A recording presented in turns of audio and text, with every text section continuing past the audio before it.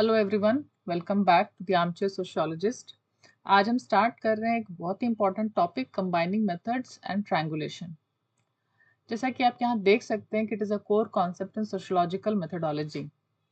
मतलब ये समझना है कि रिसर्चर्स कैसे एक ही मेथड तक लिमिटेड नहीं रहते हैं, बल्कि मल्टीपल मेथड्स यूज़ करके सोसाइटी को ज़्यादा अच्छे से समझने की कोशिश करते हैं।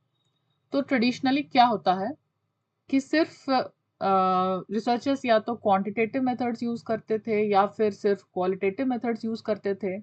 बट ग्रेजुअली ये रियलाइज हुआ कि सोशल रियलिटी काफ़ी कॉम्प्लेक्स है और कोई एक सिंगल मेथड से उसको पूरी तरह से समझना पॉसिबल नहीं है। तो इसीलिए रिसर्चर्स ने मेथड्स को कंबाइन करना स्टार्ट किया ताकि फाइंडिंग्स जो हैं वो ज़्यादा रिचर हों, ज़्यादा वैलिड हों और ज़्यादा अच्छे से हम सोशल लाइफ को समझ सकें। और इसी अप्रोच को आज हम डिटेल में समझेंगे, specially through concepts like triangulation and methodological pluralism. तो चलिए हम लोग स्टार्ट करते हैं। Now let us understand the traditional divide in sociology and why it is changing. तो as you can see on the left, earlier sociological research was divided into two camps, what we called the old binary। मतलब researchers पहले क्या use करते थे? पहले वो या तो क्वांटिटेटिव मेथड्स यूज करते थे या क्वालिटेटिव मेथड्स यूज करते थे। क्वांटिटेटिव में जैसे क्वेश्चनर्स, सर्वेज, स्टैटिस्टिक्स, और क्वालिटेटिव में इंटरव्यूज, ऑब्जर्वेशन, एथनोग्राफी। और इन दोनों को जो है म्यूचुअली एक्सक्लूसिव माना जाता था, मतलब एक ही अप्रोच चूज करना है। लेकिन आप राइट साइड में क्या देख रहे हैं? राइट साइड में आप मॉडर्न शिफ्ट देख रहे हैं। तो अब जो है contemporary sociologist they have started to reject this binary, कि ऐसा नहीं है कि दोनों बिल्कुल विपरीत हैं, अलग हैं। A single research design can and often should incorporate both approaches। तो इसको हम क्या कहते हैं? इसको हम कहते हैं methodological pluralism। इसका मतलब क्या है? इसका मतलब है कि the deliberate use of multiple methods within one study, और जो triangulation है that is the most prominent specific form of this। तो इसका की आइडिया क्या है? इसका की आइडिया सिंपल है कि multiple methods improve validity, depth and explanatory power of sociological findings. तो अब सोशियोलॉजी में मेन फोकस है not choosing one method but using right combination of methods. बहुत सारे मेथड्स को यूज करके उसको मिलाकर हम जो बेस्ट हो सकता है उस अप्रोच से पढ़ेंगे।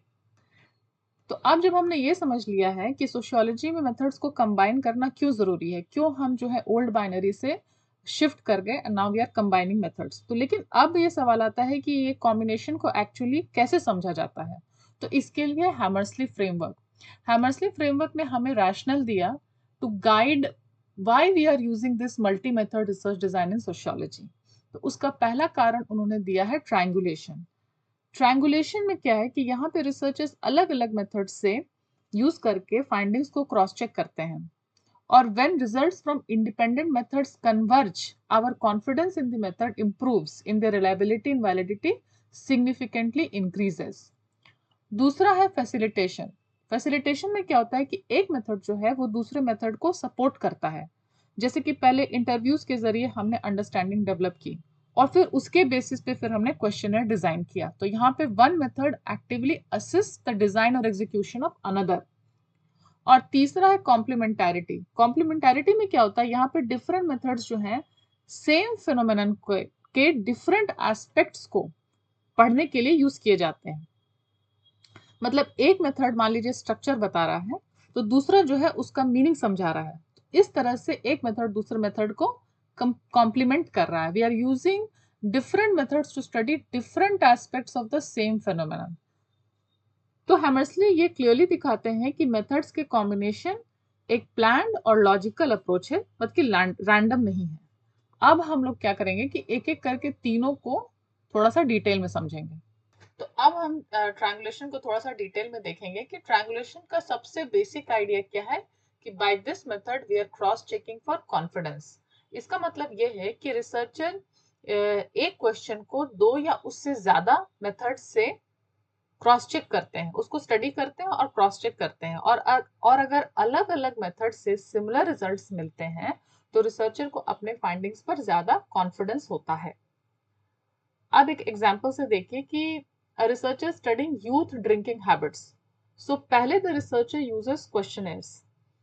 क्वेश्चनर्स के जरिए उनको ड्रिंकिंग हैबिट्स का जो फ्रीक्वेंसी है और क्वांटिटी है वो समझ में आता है, और फिर वो दूसरा मेथड यूज करते हैं फोकस ग्रुप का। फोकस ग्रुप के जरिए the researcher is trying to explore the attitudes and the peer influence for the subject matter. मतलब ड्रिंकिंग हैबिट्स के तरफ क्या एटीट्यूड है और कैसे पीयर इन्फ्लुएंस उस पर काम करता है। तो by using two methods of questionnaire and focus group, the researcher is trying to understand the same subject, that is the youth drinking habits. अब अगर दोनों मेथड से उनको सेम पैटर्न मतलब कन्वर्जेंट फाइंडिंग सेम पैटर्न्स मिले, तो इस उनका जो फाइंडिंग्स निकल के आ रहा है और जो मेथड है दोनों पर रिसर्चर का कॉन्फिडेंस जो है वो बढ़ जाता है। तो ट्रायंगुलेशन क्या करता है? ट्रायंगुलेशन इंप्रूव करता है रिलायबिलिटी, मतलब consistency of findings across methods. अलग अलग मेथड से भी सेम फाइंडिंग आ रहे हैं तो कंसिस्टेंसी मतलब कि रिलायबिलिटी बढ़ गई। Credibility, the trust in the research conclusions improves. And validity, validity मतलब कि accuracy of what is actually measured, जो हम मेजर कर रहे हैं वो कितना एक्यूरेट है, क्या वही मेजर हो रहा है कि नहीं, तो ये भी इंप्रूव हो जाता है। तो सिंपल टर्म्स में समझें तो ट्रायंगुलेशन इंश्योर करता है कि फाइंडिंग सिर्फ एक मेथड पर डिपेंड नहीं कर रहा है, बल्कि मल्टीपल सोर्सेज से हम उसको क्रॉस चेक कर रहे हैं, कंफर्म कर रहे हैं, हमारा जो रिजल्ट उस पर हमारा कॉन्फिडेंस बढ़ जाता है। अब इसके बाद हम लोग फैसिलिटेशन और जो कॉम्प्लीमेंटारिटी है उसको देखते हैं। अब हमने ट्रायंगुलेशन देख लिया, अब हम फैसिलिटेशन और कॉम्प्लीमेंटारिटी ये दो जो है इस कॉन्सेप्ट्स को देखते हैं। पहला फैसिलिटेशन। फैसिलिटेशन का मतलब ये हुआ कि एक मेथड जो है दूसरे मेथड को सपोर्ट करता है, पर्टिकुलरली जो क्वालिटेटिव मेथड्स हैं जैसे कि पार्टिसिपेंट ऑब्जर्वेशन, इंटरव्यूज, ये रिसर्चर्स को हेल्प करते हैं ताकि वो और दूसरे कोई क्वांटिटेटिव टूल्स जैसे कि क्वेश्चन वगैरह को यूज कर सके। मतलब ये क्वालिटेटिव टूल्स जो है ग्राउंड वर्क तैयार करते हैं फॉर द क्वांटिटेटिव टूल्स। जैसे यहाँ पे एग्जांपल में देखिए British household panel survey. British household panel survey इन्होंने क्या किया, इन्होंने पहले इंटरव्यूज यूज किया to clarify concepts before designing questionnaires. तो इंटरव्यू उन्होंने लिया to prepare a ground work for the second tool that is the questionnaire. और दूसरा एग्जाम्पल है टोनी बेनेट। टोनी बेनेट ने भी कल्चरल प्रैक्टिसेस को समझने के लिए पहले used focus groups to shape questionnaires. तो एक टूल जो है दूसरे टूल को सपोर्ट कर रहा है, फैसिलिटेट कर रहा है, असिस्ट कर रहा है।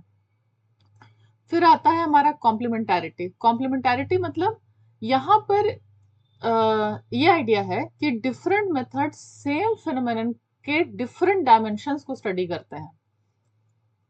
हम कोई एक फेनोमेनन स्टडी करना चाहते हैं, उस फेनोमेनन का बहुत सारा डायमेंशंस है और वो हर डायमेंशन के लिए हम अलग अलग मेथड यूज करेंगे।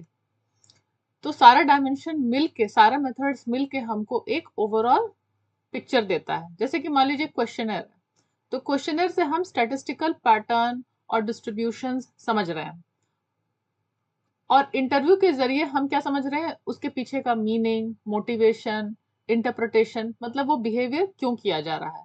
तो उस पर्टिकुलर फेनोमेनन का हम स्ट्रक्चर से भी देख रहे हैं through questionnaire, statistical pattern, distributions, और उसका मीनिंग भी देख रहे हैं थ्रू इंटरव्यूज। तो एक ही फेनोमेनन का अलग अलग डायमेंशन को हम डिफरेंट मेथड से स्टडी करते हैं। तो एक मेथड से हमको स्ट्रक्चर समझ में आता है और दूसरे मेथड से हम उसका मीनिंग समझते हैं, और दोनों मिलके क्या होता है, ये स्ट्रक्चर और meaning create a Fuller picture of social reality. तो हमने भी देखा कि कैसे ट्रायंगुलेशन मेथड जो है, ट्रायंगुलेशन जो है अप्रोच, उसमें हम एक से ज्यादा रिसर्च मेथड यूज करते हैं एक ही क्वेश्चन को स्टडी करने के लिए, so that we can cross check, और क्रॉस चेक करके हम ये समझते हैं कि हाँ जो हम पढ़ रहे हैं, समझ रहे हैं, वो सही है। उसमें रिलायबिलिटी, क्रेडिबिलिटी, वैलिडिटी ये बढ़ जाती है। दूसरा मेथड है फैसिलिटेशन, जिसमें कि qualitative methods pave the way for quantitative tools. मतलब कि पहला मेथड जो क्वालिटेटिव मेथड है वो सपोर्ट करता है क्वांटिटेटिव टूल्स को। क्वालिटेटिव मेथड के जरिए हम ग्राउंड वर्क तैयार करते हैं और फिर हम क्वांटिटेटिव टूल्स यूज करते हैं, जिसमें हमने एग्जांपल देखा जैसे कैसे interview methods are used to create ground work for questionnaires. और कॉम्प्लीमेंटारिटी में क्या होता है, इसमें ये होता है कि एक ही फेनोमेनन का जो अलग अलग डायमेंशन है उस हर एक डायमेंशन को हम अलग मेथड से पढ़ रहे हैं। तो एक से हमको स्ट्रक्चर समझ में आ रहा है और दूसरे से हमको उसका मीनिंग समझ में आ रहा है। स्ट्रक्चर और मीनिंग एक दूसरे को कॉम्प्लीमेंट करते हैं और उससे हमको उसका फुलर पिक्चर समझ में आता है। तो अब ये तीनों हो गया। अब इसके बाद हम इसका जो प्रैक्टिकल यूज है ये मल्टी मेथड का, उसको समझते हैं, दैट इज ब्रीमन्स कॉन्ट्रीब्यूशन। तो अभी हमने जो है हैमर्सली का फ्रेमवर्क देखा, उसको समझ लिया। अब हम आते हैं ब्रीमन के कॉन्ट्रीब्यूशन पे। तो ये मल्टी मेथड जो रिसर्च हम लोग यूज कर रहे हैं, इसका प्रैक्टिकल यूज क्या है? सो ब्रीमन गोज बियॉन्ड थ्योरेटिकल रैशनल। जो हैमर्सली का फ्रेमवर्क है उसने हमें थ्योरेटिकल रैशनल दिया कि हम क्यों ऐसा करते हैं, because we want triangulation, facilitation, complementarity. लेकिन अब हमें कॉन्क्रीट वेज बताए जा रहे हैं कि why researchers combine the methods in practice. कैसे करते हैं, क्यों करते हैं? Now these 8 users form the heart of the UPSC answer on methodological pluralism. अगर आपको इस पे क्वेश्चन आएगा तो आप यही बताइएगा ब्रीमन के कॉन्ट्रीब्यूशन को। अब इसमें 8 प्रैक्टिकल यूजर्स आइडेंटिफाई किया है। इसको अभी जस्ट हम नाम देख लेते हैं क्या है। पहला है एस्पेक्ट्स, मतलब किसी भी फेनोमेनन के डिफरेंट एस्पेक्ट्स को स्टडी करने के लिए। दूसरा है रिसर्च पजल्स को सॉल्व करना। तीसरा क्वांटिटेटिव एंड क्वालिटेटिव मेथड्स के जो का जो सिनर्जी है उसको समझना। डेटा गैप्स को फिल करना। पांचवा स्टैटिक और डायनेमिक प्रोसेसेस को समझना। रिसर्चर और पार्टिसिपेंट्स के पर्सपेक्टिव्स को कैप्चर करना। जनरलाइजेशन इंप्रूव करना और वेरिएबल्स के रिलेशनशिप को एक्सप्लेन करना। अब हम ये आठों को थोड़ा थोड़ा ब्रीफ में समझेंगे। पहले हम इन चारों को एड्रेस करेंगे और उसके बाद ये बॉटम 4 को एड्रेस करेंगे। अब जो यूजर्स 1 to 4 है इनको हम एक एक करके समझते हैं। पहला है studying different aspects of a phenomenon. तो सबसे पहले ये समझिए कि एक ही सोशल फेनोमेनन के मल्टीपल एस्पेक्ट्स हो सकते हैं। अब इसको समझने के लिए जैनेट फिंच, उन्होंने एक स्टडी किया था, स्टडी ऑफ फैमिली ऑब्लिगेशंस। मतलब उन्होंने फैमिली ऑब्लिगेशंस मतलब लोग अपने रिलेटिव्स के लिए क्या रिस्पॉन्सिबिलिटीज फील करते हैं, इस सब्जेक्ट को पढ़ा। तो कैसे पढ़ा? क्वांटिटेटिव मेथड से उनको पता चला कि लोग कितनी बार हेल्प कर रहे हैं, नंबर, पैटर्न, वो उन्होंने निकाला। और क्वालिटेटिव मेथड्स के जरिए उनको पता चला कि लोग जो हेल्प कर रहे हैं इस रिस्पॉन्सिबिलिटी को कैसे समझते हैं, उनकी भावनाएं क्या है इसके पीछे। मतलब एक मेथड क्वांटिटेटिव मेथड से उनको पता चला पैटर्न क्या हो रहा है, और दूसरा क्वालिटेटिव मेथड से उनको पता चला कि लोग उसके बारे में क्या समझ रहे हैं, उनकी भावनाएं क्या है उस रिस्पॉन्सिबिलिटीज को लेकर। तो studying different aspects of the same phenomenon, ये हेल्प होता है अगर हम मेथड्स को कंबाइन करें। फिर आता है सॉल्विंग रिसर्च पजल्स। तो कभी कभी रिसर्च में अनएक्सपेक्टेड फाइंडिंग्स आ जाती हैं, इससे हम सरप्राइज हो जाते हैं, इसको हम पजल कह सकते हैं। और एक स्टडी हुआ सटन एंड रफेली, उन्होंने क्या स्टडी किया? उन्होंने शॉप असिस्टेंट्स, मतलब दुकान में जो असिस्टेंट्स रहते हैं जो हमारी सहायता के लिए होते हैं, उन्होंने देखा कि उनका बिहेवियर उनको थोड़ा पजलिंग लगा। उन्होंने देखा कि जब शॉप्स बहुत बिजी हैं तब वो ज्यादा स्माइल कर रहे हैं, ना कि जब वो खाली हो। मतलब ज्यादा काम है फिर भी वो स्माइल कर रहे हैं।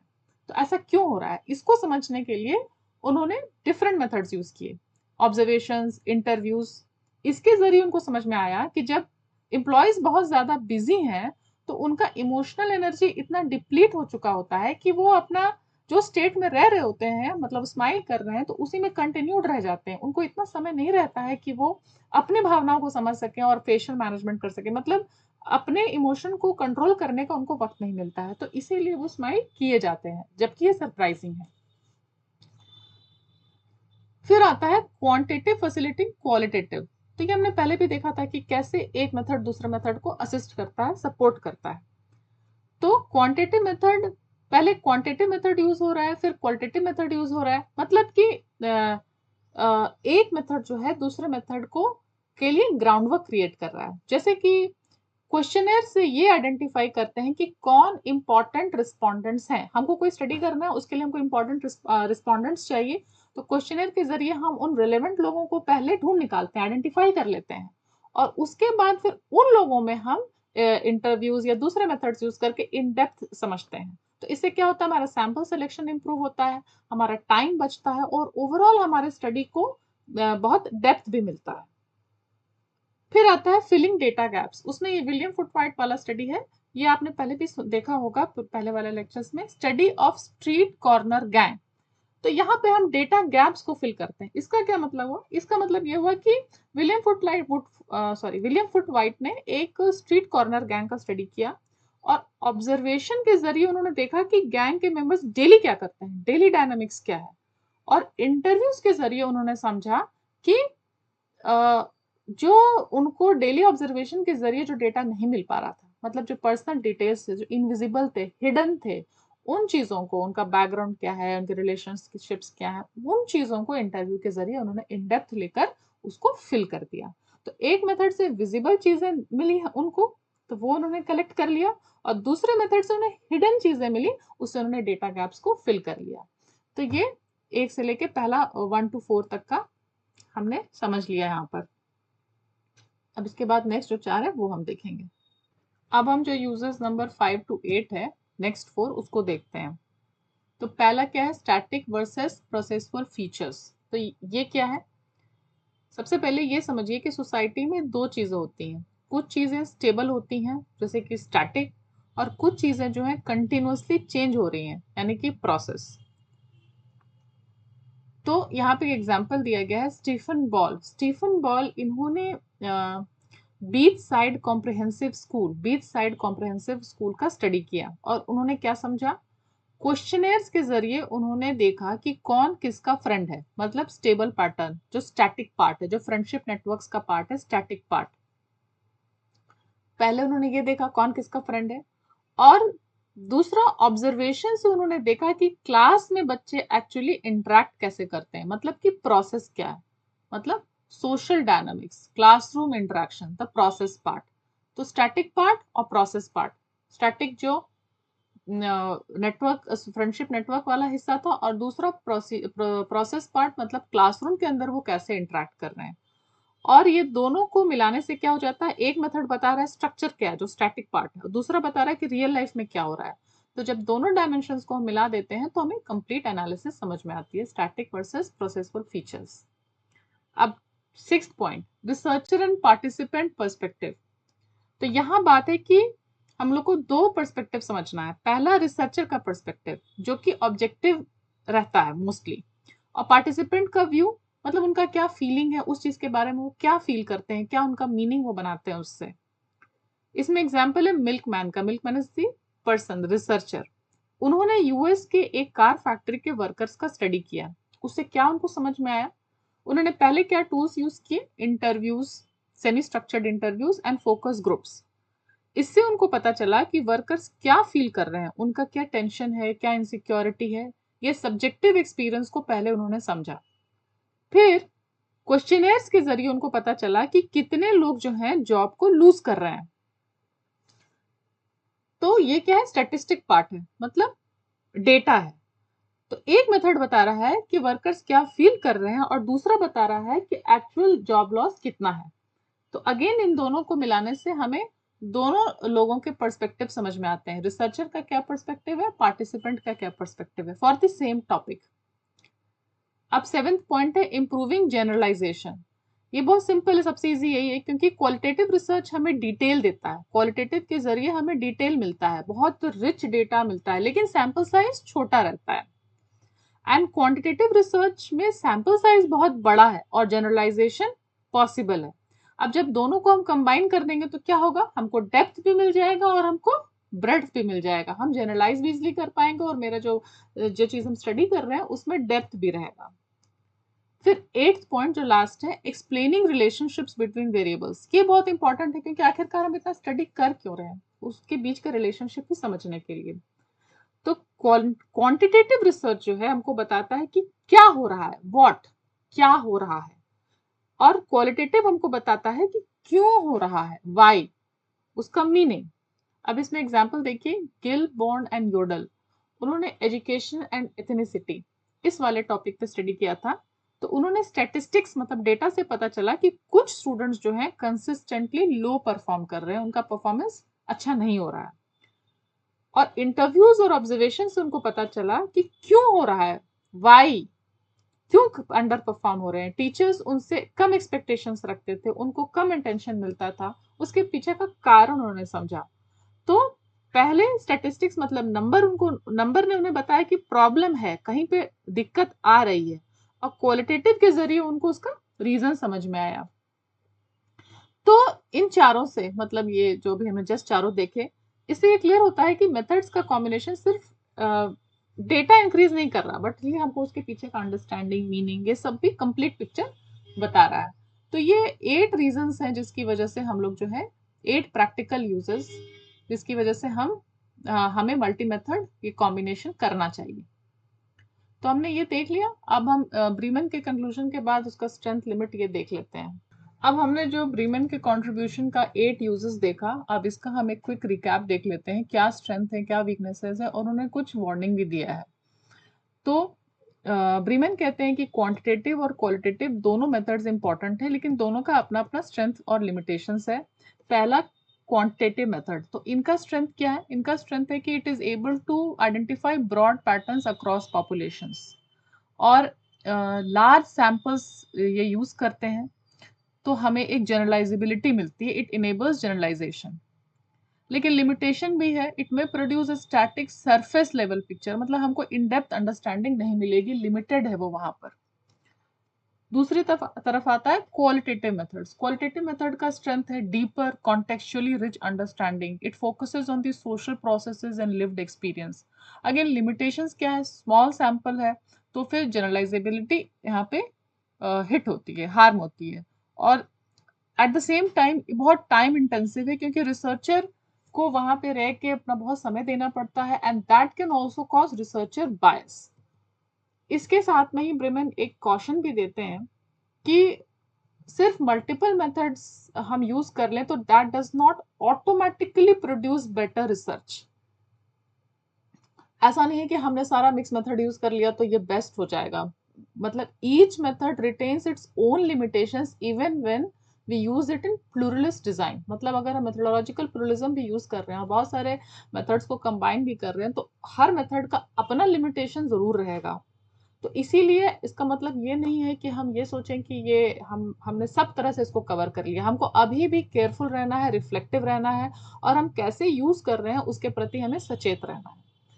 तो ये ब्रिमन के कंट्रीब्यूशन का कंक्लूजन हो जाता है।